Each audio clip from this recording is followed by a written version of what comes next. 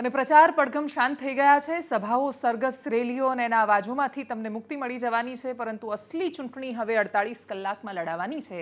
આ 48 કલાકમાં કોણ કયા દાવપેંચની સાથે મેદાનમાં ઉતરે છે, બૂથ પર કોણ મેનેજમેન્ટ કરી શકે છે અને સૌથી મહત્વનું, પરમ દિવસે મતદારને કોણ મતદાન મથક સુધી લઈ જવામાં સફળ થાય છે, એના પર ચૂંટણીનો મદાર રહેવાનો છે। માહોલ, ગરમી, કાર્યકર્તાઓને રિચાર્જ કરવાના એ બધી જ પ્રક્રિયા અહીંયા પૂરી થઈ જાય છે અને એટલા જ માટે હવે સમજવું છે કે રાજ્યની સૌથી રસપ્રદ લોકસભા બેઠકો પર કયા પરિબળો એવા છે જે આવનારા 48 કલાકમાં ઘણી બધી અસર કરી શકે છે। નમસ્કાર, આપની સાથે હું દેવાંશી।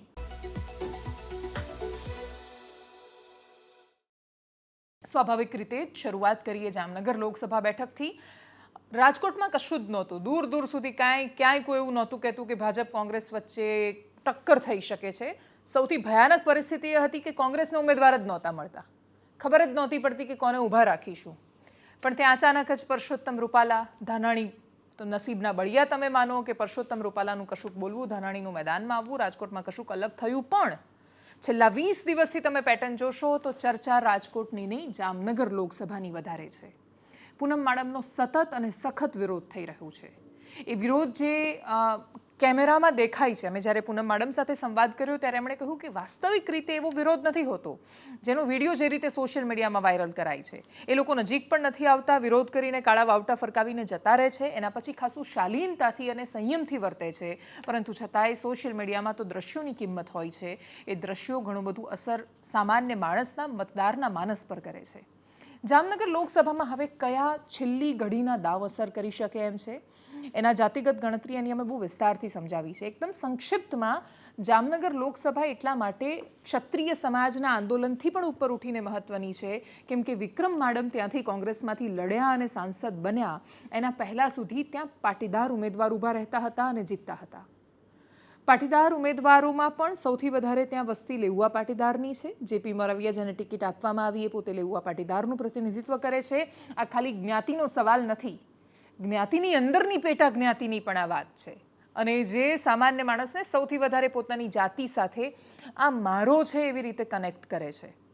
જેપી મારવિયાને જેવી ટિકિટની જાહેરાત થઈ, જામનગરમાં લેઉવા પાટીદારને ટિકિટ આપી તો તરત જ નરેશ પટેલ, ખોડલધામ સંસ્થાના જેમને કરતા હરતા જે તે સમયે મનાયા, એ નરેશભાઈ પટેલે આભાર માન્યો કોંગ્રેસનો અને એમના આભારમાં સ્પષ્ટ સંદેશ હતો। લેઉવા પાટીદાર સમાજ આજે પણ જેમ સરકાર કહે એ રીતે 100% આંખ બંધ કરીને નથી જતો।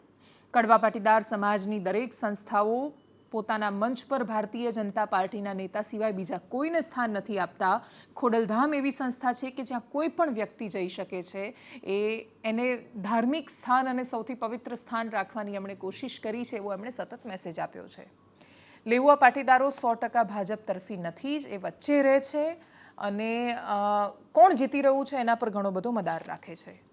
મુસ્લિમ સમાજ પણ મોટાભાગે રાજ્યમાં એ સ્થિતિમાં છે। મુસ્લિમ હવે કોંગ્રેસની વોટ બેંક નથી રહી। એક સમય હતો કે મુસલમાન કોંગ્રેસને વોટ કરતા આંખ બંધ કરીને, હવે મુસલમાન એને વોટ કરે છે જ્યાં એને છેલ્લી ઘડી એવું લાગે કે આ જીતી રહ્યું છે અને કાં તો પછી એ વોટ નથી કરતા, કાં તો ઓછા બહાર નીકળે છે ઘરની અને એટલા જ માટે મુસલમાનના વોટ પર બહુ બધો આધાર રહેવાનો છે। જામનગરમાં ખૂબ મોટી વસ્તી છે મુસલમાન સમાજની અને જે જીતતું લાગશે એના તરફી જશે, એ બહુ જ સ્વાભાવિક છે।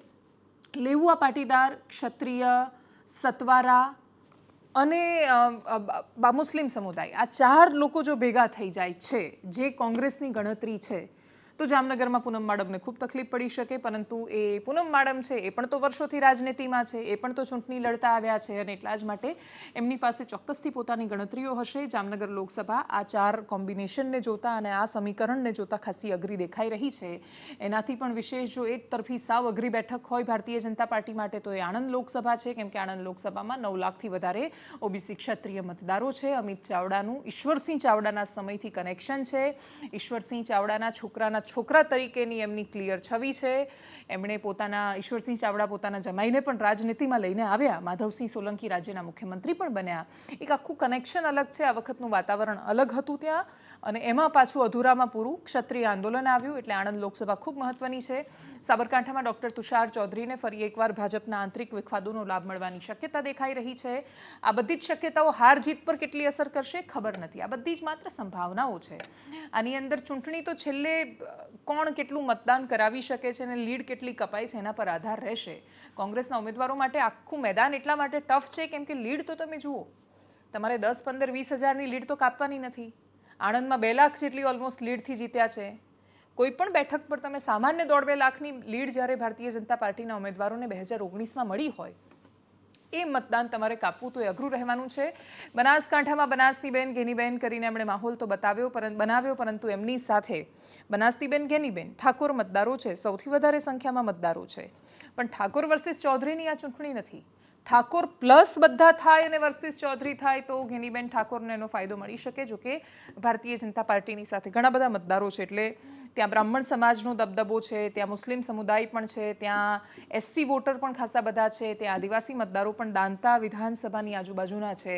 આ બધા ભેગા થઈને ગેનીબેનને સાથ આપે છે. તો બાકી તો બેને ચૂંટણી સરસ રીતે આખો માહોલ બનાવીને લડી છે.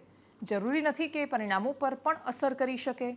એટલી જ સરસ કોંગ્રેસને જો કાગળ પર સરસ દેખાતી હોય તો એવી બેઠક સુરેન્દ્રનગર લોકસભા બેઠક છે.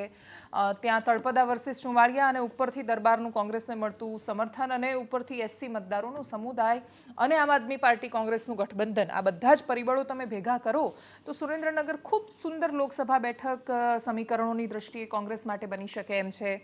એના સિવાય પોતાના દમ પર લડી રહેલા 2 આદિવાસી ચહેરાઓ, અનંત પટેલ વલસાડમાં, ચૈતર વસાવા ભરૂચમાં, એટલે ટોટલ જોવા જઈએ તો 7 થી 8 લોકસભા બેઠક એવી છે કે જ્યાં બહુ સરસ રીતે ચૂંટણી લડાઈ છે. કોંગ્રેસે ખૂબ મહેનત કરી છે. એવું નથી કે દરેક બેઠક પર ક્ષત્રિય આંદોલન તૈયાર થાળીમાં મળ્યું છે. ક્ષત્રિય આંદોલનની અસર તમે એવું માનો કે એના કારણે ચલો જામનગરમાં અસર થઈ કે એના કારણે સુરેન્દ્રનગરમાં અસર થઈ, પણ ઉમેદવારો જે જાહેર કર્યા કોંગ્રેસે એ તો બહુ પહેલેથી કર્યા હતા. એટલે ગેનીબેન ઠાકોર હોય અમરેલીમાં, જેનીબેન ચૂંટણી લડ્યા હોય કે પછી અમિત ચાવડા આણંદમાં લડ્યા હોય, તો એમણે પોતાની જાતે પહેલેથી તૈયારીઓ કરી છે. કોંગ્રેસના ઉમેદવારોને બસ એક જ પ્રશ્ન થતો હોય છે કે એમણે ચૂંટણી સંપૂર્ણ પોતાની રીતે લડવાની હોય છે. સંગઠન એમાં કશું ઉમેરી નથી શકતું. ભારતીય જનતા પાર્ટીના ઉમેદવારોને ફાયદો એ હોય છે કે એમણે પોતાની જાતે બહુ જ ઓછી મહેનત કરવાની રહે છે. એમનું સંગઠન અને સૌથી મોટું પ્રધાનમંત્રી મોદીની બ્રાન્ડ ઇમેજ, છબી, એના પર બહુ અસર થાય છે. તમે કોઈ પણ સામાન્ય મતદારને જઈને પૂછો તો પણ એ કહેશે કે હું મોદીને વોટ આપું છું. એટલે મારા વોટથી મોદી પ્રધાનમંત્રી બને છે, એ પ્રકારનું જે પોષણ એના મગજમાં, એના માનસમાં થાય છે, તો બધા જ મતદારો એ જ વિષય પર વાત કરે. તમે કોઈ પણ ઉમેદવારને જઈને પૂછ્યું, ભારતીય જનતા પાર્ટીના અનેક ઉમેદવારોના અમે ઇન્ટરવ્યૂઝ કર્યા, એમનો સંપર્ક કર્યો, જેના ઇન્ટરવ્યૂઝ નથી થઈ શક્યા એને ફોન કર્યો. 26 લોકસભાના ઓલમોસ્ટ ઉમેદવારો, બની શકે એટલા ઉમેદવારો સાથે અમે સંપર્ક કરવાની કોશિશ કરી છે. કોઈની સાથે ફોન પર તો કોઈની સાથે રૂબરૂ. કોંગ્રેસના ઉમેદવારોની પાસે જે પણ છે એ પોતાની ગણતરીઓ છે. ભાજપના ઉમેદવારો કહે છે કે હિસાબ આપવાનો આવે તો એવું કહે છે કે મોદી સાહેબની આ યોજના હતી, અમે આ રીતે લાગુ કરાવી. પોતાની જાતે પોતાના લોકસભા ક્ષેત્ર માટે એમનું શું વિઝન છે, 5 વર્ષમાં શું કરવા માંગે છે, મોટાભાગના લોકો પાસે એનો જવાબ નહોતો. પણ આપણે ત્યાં કહેવત એમને નહીં બની હોય, કદાચ આવા દિવસો માટે જ નહેરુ, ઇન્દિરા ગાંધી, પ્રધાનમંત્રી મોદી આ પ્રકારના સમય માટે બની હશે કે રામના નામે પથરા તરે અને પછી ક્યારેક પથરા માથા પર વાગે પણ ખરા. એ પ્રકારના ઉમેદવારો પણ આવતા હોય છે સામે, એમના જવાબો પણ એવા હોય છે. પણ રાજનીતિક વાસ્તવિકતા આ છે. જેમ જાતિ રાજનીતિક વાસ્તવિકતા છે, એમ નરેન્દ્ર મોદીનો ક્રેઝ પણ રાજનીતિક વાસ્તવિકતા છે. અને તમે બંને બાજુ બધું જ જ્યારે ગ્રાઉન્ડ પર જઈને સમજીને આવો છો તો કોંગ્રેસની સૌથી મોટી ટક્કર ત્યાં આવીને ઊભી રહી જાય છે કે ઓકે, નરેન્દ્ર મોદીને આપણે માની લઈએ કે નથી સારું કર્યું, બહુ ખરાબ છે, બહુ સમસ્યાઓ છે, પણ તમે એના કરતાં સારું શું કરશો અને કોણ કરશે? એનો જવાબ એક્ઝેક્ટ જ્યારે નથી મળતો ત્યારે મતદારોના માનસને બહુ અસર નથી થઈ શકતી. સરખામણીએ તમે 14 કે 19ની એને કમ્પેરિઝનમાં જોવા જશો તો કોંગ્રેસ બહુ જ સારી રીતે ચૂંટણી લડી છે. અને એ વાત માટે તો કોંગ્રેસને એપ્રિશિએટ કરવી જ રહી કે એનું સંગઠનથી માંડીને એમના ઉમેદવારો ખાસ તો એમણે બહુ જ સારી રીતે પોતાના ક્ષેત્રમાં ચૂંટણી ચાલી રહી છે એ પ્રકારનો માહોલ બનાવ્યો. સૌથી મહત્વનું છે બાય ઇલેક્શન, પેટા ચૂંટણી. એવા ધારાસભ્યો કે જેમને હજી હમણાં 2022ના અંતમાં 2023ની શરૂઆતમાં પહેલીવાર સત્ર થયું ને ત્યારે તો એ હમણાં ગયા હતા વિધાનસભામાં, પણ જપનો પૈસો નહીં મૂક્યો હોય ફઈબાએ, એટલે જતા રહ્યા પાર્ટી છોડીને, ભારતીય જનતા પાર્ટીમાં ગયા. કેટલાક નેતાની પાસે દેખીતા કારણો હતા, કેટલાક નેતાની પાસે અવમાનનાની વાત હતી, તો કેટલાક નેતાઓએ જીત્યા છે, સમય છે તો ભાજપનો ફાયદો લઈ લઈએ પરસ્પર, એવું માનીને પણ ગયા. દરેકને એક ત્રાજવે નથી તોલી શકાતા અને એટલા જ માટે CJ ચાવડા, અર્જુન મોઢવાડિયા જેવા દિગ્ગજ નેતાઓ પણ છોડીને ગયા. પેટા ચૂંટણી થવાની છે. વિસાવદર પર પેટા ચૂંટણી થઈ નથી. વિસાવદરની જનતા ચોક્કસથી પોતાના નેતાને શોધતી હશે. વિસાવદરમાં તમે એક ક્ષેત્રમાં જઈને આવો તો તમને ખબર પડે કે વિકાસથી વંચિત રહ્યો છે એ વિસ્તાર. જો ત્યાંની જનતા સત્તાને પસંદ નથી કરતી તો એ સત્તાની નૈતિક જવાબદારી બને છે કે એના સુધી વિકાસ પહોંચાડે. પણ કમનસીબે પેલું જે માનસ ફિટ કરવામાં આવ્યું છે ને કે સરકાર ભાજપની છે તો કોંગ્રેસવાળાના કે બીજા આમ આદમી પાર્ટીવાળાના કામ ન થાય, તો એમાંથી બહાર આવવાની જરૂર છે. ગિનીબેન પોતાના કામ કઢાવી આવે છે, રસ્તાએ બનાવડાવે છે અને ઘણું બધું કરાવી શકે છે. એટલે કેટલાય રાજનેતાઓ એવા છે કે જે કોઈ પણ પક્ષમાં હોવા છતાં એમણે ઘણા બધા કામ કરાવી શક્યા છે. નેતા અને સરકાર એ બંનેની જવાબદારી છે. સરકાર જ્યારે ચૂંટાઈ જાય છે, તમે વિધાનસભામાં ધારાસભ્ય પદના કે મંત્રી પદના શપથ લો છો ત્યારે તમે બધાના બની જાઓ છો. અને બધાના બનવાનો મતલબ એ છે કે વિસાવદર તમને પસંદ કરે કે ન કરે, વિસાવદર સુધી યોજનાઓ કેમ ન પહોંચે.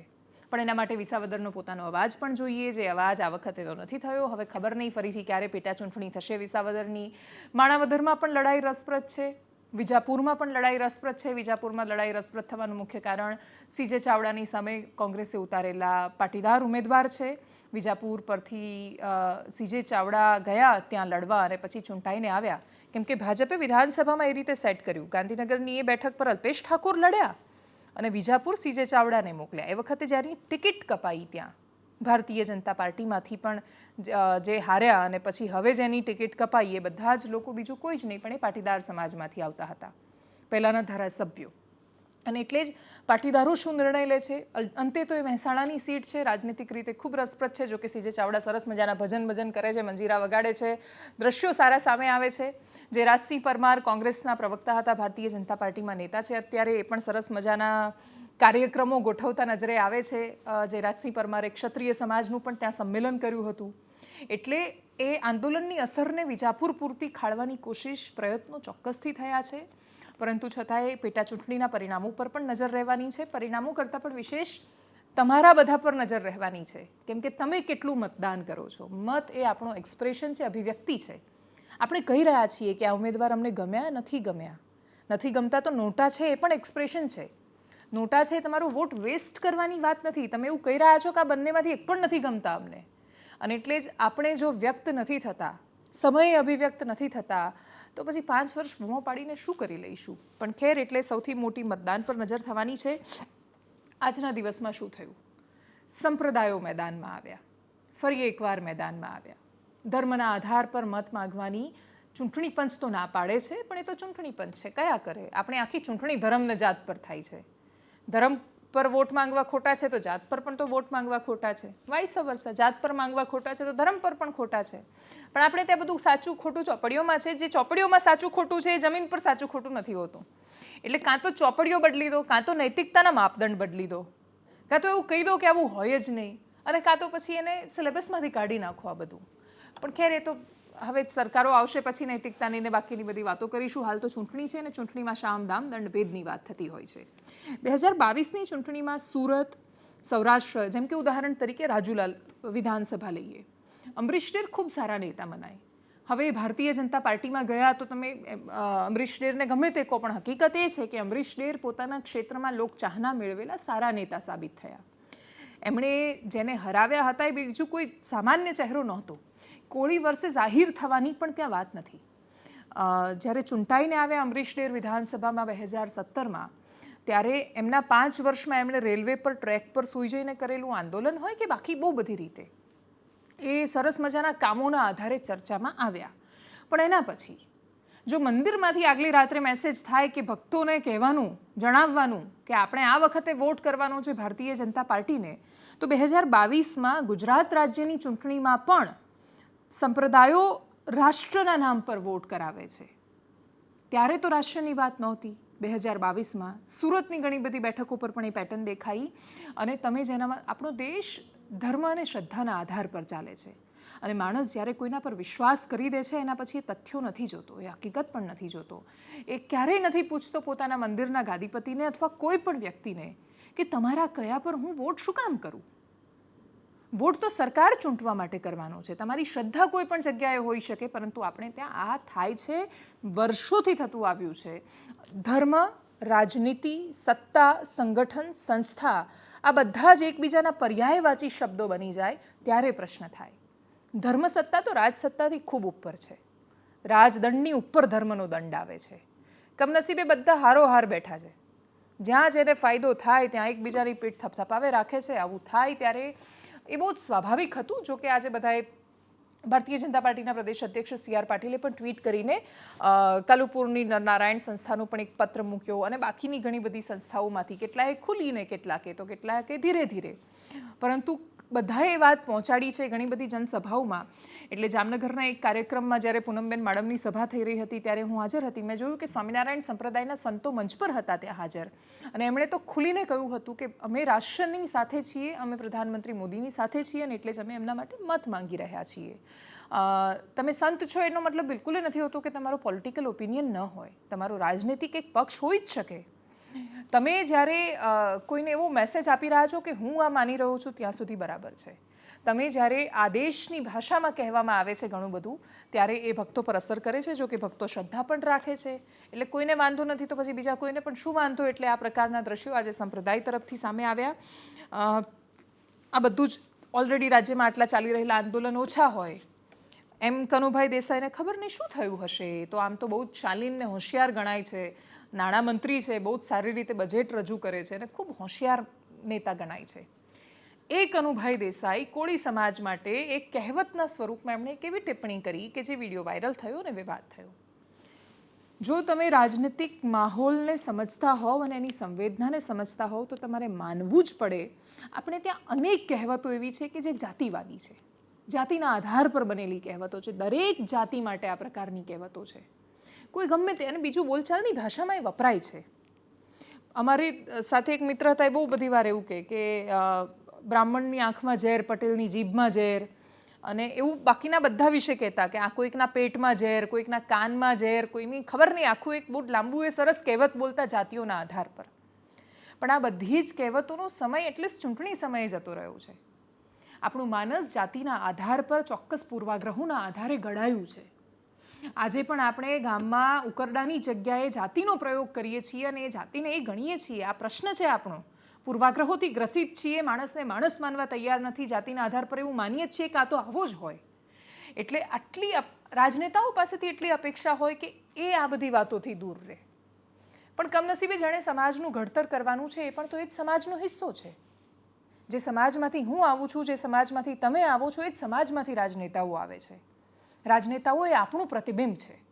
આપણે જેવા છીએ એવા છે એ. પરંતુ આપણે આપણી જાતને દર્પણમાં નથી જોઈ શકતા. આપણે રાજનેતાઓને જોઈએ છીએ ત્યારે મોઢું ફેરવી લઈએ છીએ કે નહીં એ ખરાબ છે. પરંતુ ખેર, કનુ દેસાઈ બોલ્યા તો વિવાદ તો થવાનો હતો. બીજું એક આનું પાસું એ પણ છે કે રાજનેતાઓને મજા આવે પબ્લિક તાળીઓ પાડે ત્યારે, અને તાળીઓ જેમ વધારે પડતી જાય એમ રાજનેતાને ચાનક ચડતી જાય, ને એવું લાગે કે લોકોને ખુશ કરી નાખવા છે આજે. એટલે બસ લોકોને ખુશ કરી નાખવાના ચક્કરમાં નેતાઓ પોતાનું ભાષણ આપતી વખતે એમને વિઝન બતાવવાની જગ્યાએ લોકરંજક બની જાય છે. વિઝન સાંભળવામાં જનતાને રસ નથી, એનું બહાનું કાઢીને નેતા એનું લોકરંજન કર્યા કરે છે. મજા આવવી જોઈએ, બસ મોજ પડવી જોઈએ. નેતાઓ એ નથી સમજતા કે ઉપરથી નીચે ઉતરે છે ચારિત્ર્ય, લક્ષણ, ગુણધર્મ બધું જ. જો તમે ઉપરથી નીચે નહીં ઉતારો તો તમે જનતા પર કેમ ટોપલો ઢોળીને જતા રહો છો? જનતાથી તમે, કેમ કે નેતાઓ એવું બાનું કાઢે છે કે ભાઈ જાતિ જનતાને જોઈએ છે એટલે અમે એવું કરીએ છીએ, ધર્મ તો કે જનતાને જોઈએ છે, આવું જનતાને ગમે છે એટલે અમે આવું કરીએ છીએ. જો બધું જ જનતાને ગમી રહ્યું છે એટલા માટે તમે કરી રહ્યા છો તો એ જનતાને એવી ને એવી શું કામ રાખી? એ જનતા આઝાદીના આટલા વર્ષો પછી પણ શું કામ આટલી જાતિવાદી છે? એ જનતા આઝાદીના આટલા વર્ષો પછી પણ કેમ ચોક્કસ સમુદાયને માણસ માનવા તૈયાર નથી થતી? શું કામ કોઈ પદ્મિની બાનો એવો ઓડિયો વાયરલ થાય, ભલે ગયા વર્ષનો હોય કે 2 વર્ષ પહેલાનો હોય, જેમાં એવું કહેતા હોય કે તમારે તો બસ માથે ચપ્પલ રાખવાના અને સાવરણો લટકાવીને ફરવાનો? એ જાતિવાદી માનસવાળા લોકો શું કામ સમાજમાં પ્રતિષ્ઠા પામે છે? શું કામ એવા લોકોને મંચ પર સ્થાન મળે છે? પણ છતાંય હકીકત છે જાતિ, અને એટલા જ માટે હકીકતના નામ પર આ બધી જ રાજનીતિક વાસ્તવિકતાઓના ખેલ ચાલ્યા કરે છે. અલગ અલગ જગ્યાએ કનુભાઈ દેસાઈના વિરોધના ઘણા બધા દ્રશ્યો સામે આવ્યા છે. જોઈએ એને.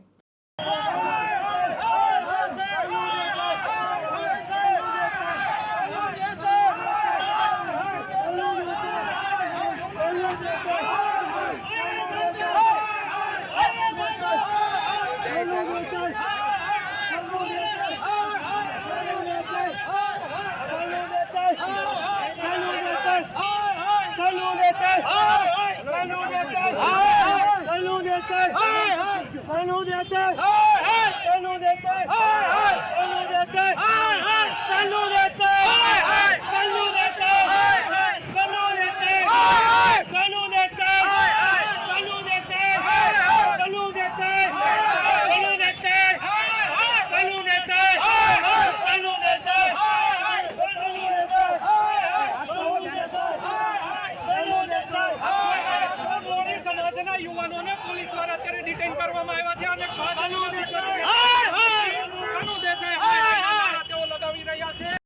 2 દિવસ પહેલાં રાજ્ય સરકારના ખૂબ સિનિયર મંત્રી કહી શકાય વડીલ શ્રી કનુભાઈ દેસાઈ દ્વારા અમારા કોળી સમાજનું પણ અપમાન કરવામાં આવ્યું.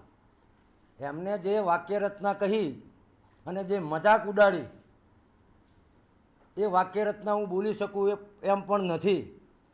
તો અમે કોળી સમાજને એમને જે અપમાન કર્યું છે એ નિવેદનને અમારી સંકલન સમિતિ વખોડી કાઢે છે. અને છેલ્લે વાત ક્ષત્રિય અસ્મિતા મહાસંમેલનની કરીએ. બાકીના પ્રચાર પડઘમો ભલે શાંત થઈ ગયા હોય, ક્ષત્રિય સમાજની મહારેલીઓ, સભાઓ અને જે રથ ફરી રહ્યો છે બાકીની બધી પ્રક્રિયાઓ તો ચાલુ છે. ધર્મરથ આજે અમદાવાદમાં હતો અને વસ્ત્રાલ સુધી જે રીતે રથ નીકળ્યો, હજારોની સંખ્યામાં લોકો ત્યાં જોડાયા. ક્ષત્રાણીઓ હતી એ તલવાર રાસ રમી નૃત્ય રમીને એ રીતે સ્વાગત કર્યું. સંકલન સમિતિએ પત્રકાર પરિષદ કરીને કહી દીધું કે અમે મતથી જવાબ આપીશું અને કોંગ્રેસને સમર્થન એમણે ખુલ્લું જાહેર કર્યું છે. મોટા ભાગે આંદોલનોમાં શું થાય છે કે વચ્ચે રહેવા જાય નેતાઓ કે અમે રાજનીતિ નથી કરવા માગતા, અમે રાજનીતિ નહીં કરીએ, દૂધ દહીંમાં પગ રાખે. અમુક આગેવાનો છે તો એ ભાજપ તરફ ઝૂકેલા હોય તો અમુક કોંગ્રેસ તરફ ઝૂકેલા હોય ને પછી ખીચડો થઈ જાય અને પોતપોતાનો લાભ લઈને પછી નીકળી જાય. કદાચ પહેલીવાર એવું આંદોલન થઈ રહ્યું છે કે જેમાં આંદોલનની સંકલન સમિતિએ ખુલીને કહી દીધું છે કે અમે કોંગ્રેસ બાજુ છીએ. અને કોંગ્રેસ બાજુ એટલે છીએ કેમ કે બહુ ગમે છે કે બહુ સારું કરવાના છે એટલે નહીં, પણ તમે નથી જોઈતા અને તમારાથી વાંધો છે, તમે નથી જોઈતા તો આ જોઈએ છે. આ રીતે સ્પષ્ટતા સાથે થઈ રહેલું આંદોલન છે. અસર કેટલી થાય છે કેમ કે કોંગ્રેસને પોતાના સંગઠનની ત્રુટિ દેખાતી હોય. તમે સમજો, કલ્પના કરો તમે કે જે કોંગ્રેસ આટલી બધી તાકાત હોવા છતાં એનું સંગઠન જે નથી કરી શકતું, એ ક્ષત્રિય સમાજે કેટલી અદ્ભુત રીતે કર્યું. દરેક ગામડે ગામડે એમનો રથ જઈ રહ્યો છે, સભાઓ થઈ રહી છે, વિશાળ જનમેદની આવી રહી છે. પૈસા આપીને નથી લાવતા, ના કોઈ બસો એમના માટે મૂકેલી હોય છે, કશું જ નહીં. અને એટલે તમે એક સમાજ જો આ કરી શકે છે તો રાજકીય પક્ષ કરી જ શકે. એમાં કોઈ ખાસ એટલી વિશેષ બાનાબાજી હોય જ નહીં કે ભાઈ અમારી પાસે પૈસા નથી ને અમારી પાસે આ નથી ને બાકીના બધા છે. પેલું આપણે જેને કહીએ છીએ કે રોદણા રડવાની વાતો છે. ક્ષત્રિય સમાજે સંગઠનની શક્તિ બતાવી છે, તાકાત બતાવી છે, પદ્ધતિ પણ બતાવી છે અને સૌથી મોટી વાત સંયમ બતાવ્યો છે. ભાષણો અમુક લોકો ખરેખર બેફામ આપી રહ્યા છે, વ્યક્તિગત પ્રહારો બહુ જ ખરાબ રીતે કરી રહ્યા છે. એ 2-5% તમે અપવાદોને બાદ કરી દો તો એના સિવાયના મોટા ભાગના લોકોએ ખૂબ શાલીનતા અને સંયમ સાથે આખા આંદોલનને અંજામ સુધી લઈ જવાની એમણે કોશિશ કરી છે. જો કે એમનો અંજામ તો પરસોત્તમ રૂપાલાની ટિકિટ રદ કરાવવાનો હતો. એ ન થાય તો ભાજપને હરાવવાનો સંકલ્પ એમણે લીધો છે. એવું થાય છે કે કેમ એ તો ખબર નથી. વર્તમાન જોતા તો એટલું અઘરું પણ છે કેમ કે આ લડાઈ ગુજરાતમાં થઈ રહી છે અને ગુજરાત ભારતીય જનતા પાર્ટીની પ્રયોગશાળા છે. એક એક વસ્તુ એમને અહીંયા ખબર છે કે ગામમાં કોણ કઈ બાજુને કેટલું વોટ કરે છે એમને ખબર છે. તો એવા સંજોગોમાં આ મેદાન પર આંદોલન રાજનીતિક રીતે કેટલું સફળ થશે એ ખબર નથી, પરંતુ હા, એના દ્રશ્યો આવ્યા એણે એની સફળતા બતાવી છે. વસ્ત્રાલની રેલીના દ્રશ્યો અને પત્રકાર પરિષદમાંથી શું મુદ્દો સામે આવ્યો રાજપૂત સંકલન સમિતિની, સાંભળીએ એમને.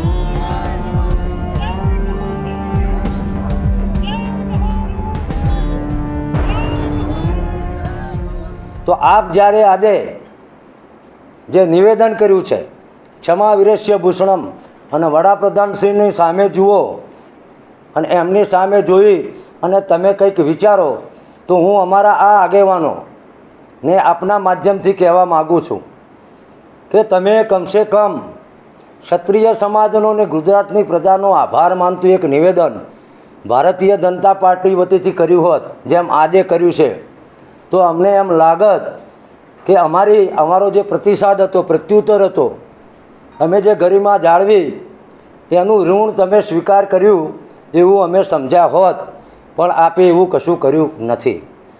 બીજી વાત કહું કે જેમ ક્ષત્રિય સમાજનું અપમાન કરવામાં આવ્યું પુરુષોત્તમભાઈ દ્વારા, અસ્મિતાને લાંછન લાગે એવો વાણીવિલાસ એની પરંપરા ચાલુ રહી અને જૂનાગઢના ભાજપના પ્રમુખ કિરીટભાઈ પટેલે તો ના કેવળ નારી અસ્મિતા, એમને તો જેને આપણે દિવ્યાંગો કહીએ છીએ એમનું પણ અપમાન કર્યું.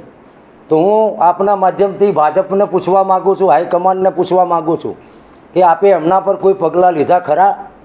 એમના નિવેદનને વખોડ્યું ખરું? એ નક્કી જ કરેલું છે કે આગામી 7 તારીખે એક બાજુ અહંકાર અને એક બાજુ અસ્મિતાની જ્યારે લડાઈ ચાલી રહી છે અને આ બધા જે નિવેદનો ભારતીય જનતા પાર્ટી દ્વારા કરવામાં આવ્યા છે એ ખૂબ વિલંબથી કરવામાં આવ્યા છે. એનો સમય પૂરો થઈ ગયો છે. એટલે અમે 7મી તારીખે ભારતીય જનતા પાર્ટીના વિરુદ્ધમાં ઊંચામાં ઊંચું પૂરેપૂરું મતદાન કરીશું. તમામ સમાજોને સાથે રાખીને અમે આ મતદાન કરવાના છીએ. એનાલિસિસમાં અત્યારે બસ આટલું. જવાબદાર નાગરિક તરીકે તમારી પાસેથી અપેક્ષા એટલી જ રહેશે કે તમે વોટ કરવા જાઓ, મત કરો અને પછી પ્રશ્ન કરો. નમસ્કાર.